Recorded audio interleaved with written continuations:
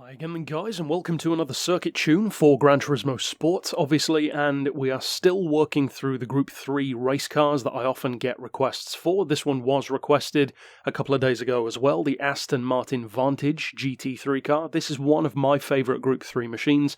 Now straight off the bat, if you are following my Group 3 tunes, this is the slowest of the four that we've done so far. The BMW is still number one, then the Ferrari, then the Corvette, and then this one.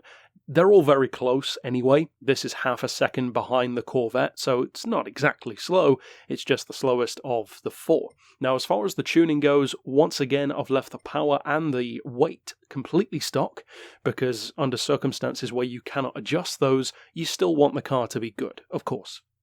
As far as traction control, of course I'd recommend having it turned off. We've got racing hard tyres for the same reasons that I've said before.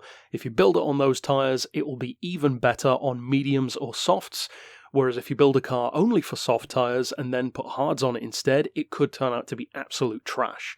So that's just to make sure that it can cope on hard tyres as well. As far as the suspension, we've got the ride height once again, like the other ones, 5mm higher than the lowest setting, which is incidentally a little bit naturally lower at the front, which isn't too surprising for a Group 3 car. As far as the frequency on the springs, we've got 3.10. For the anti-roll 6, you could lower that a little bit more, but I'll leave that up to you. As far as the compression on the dampers, we've got 57, 85 for the rebound, 1 degree of camber on the back, 1.5 degrees on the front. Now, this tune of the four is probably the most beginner friendly because the car itself is pretty compact, especially in terms of length, and it feels much more compact even than it is. However, the handling is heavier than something like the Ferrari or the Corvette. It's not quite as heavy or cumbersome as the BMW or a Nissan GTR, for instance, but it's somewhere in between. It's kind of in a sweet spot, and it's very difficult to actually get this car to slide out, which is really good for beginners. The handling is very forgiving. It's much heavier than the opposite, of course, much more inclined toward understeer than oversteer, in other words. Now, if you find it to be too heavy, you could drop that front camber down to 1 degree instead of 1.5, but I'll leave that up to you to test it and see which you prefer. We've got the toe angle neutral, downforce as high as possible, because of course it is a grip or handling tune in particular. As I've said before, if you do take it, for instance, on Le Mans or Monza or any track where you need top speed, you will want to lower that a bit, potentially even all the way, depending on the track. For the diff, I would recommend the lowest settings on all three.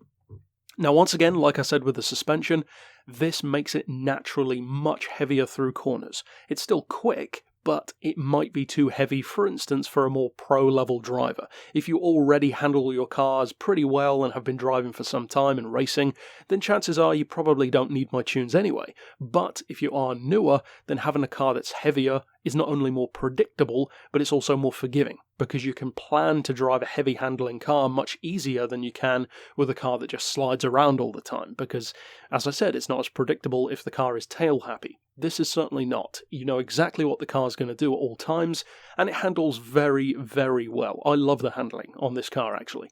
But if you find it to be too stiff, you could increase those settings. And of course, increasing them one at a time, be it acceleration first or the initial torque first, and then retesting it, of course, in conjunction with your personal driving style, is what I'd recommend doing. Don't necessarily increase all three at the same time, for instance. As far as finally the gearbox, of course, if you do improve the power, then you will need to adjust these. Likewise, if you reduce the power. But with stock power, we've got the fully customized transmission, auto setting of 180 miles per hour. Then for the individual gears, we've got 2.63, 1925, 1.51, 1250, 1070, and 940, with a final drive of 3.45. Now, of course, if you do give it more power, as I've said with the other tunes, you'll want to extend those gears a bit longer, in other words, lower numbers, and likewise, if you reduce the power, take them the other way, make the numbers higher, but I don't think many people will be reducing the power on these cars anyway. So that's it for the tune. Of course, tons of room for variation. As I've said a number of times on the channel, my tunes are not designed to be followed necessarily exactly beat for beat. It's designed to give you a good idea of where to start from. So you can use it if you want to, and you will be quick, but you could potentially make it even better if you fine-tune it and tweak it more with your own driving style in there as well. But that's it, as I said, for the tune. So all that remains is to put it out on our track to see what it looks like in action. Now, as I said, I personally love driving this car. It was one of my very early favourites, in fact, and if memory serves, I think this might have actually been one of the very first cars that I ever drove in the game, way back in, I think it was 2016 now, when they did that press event in London.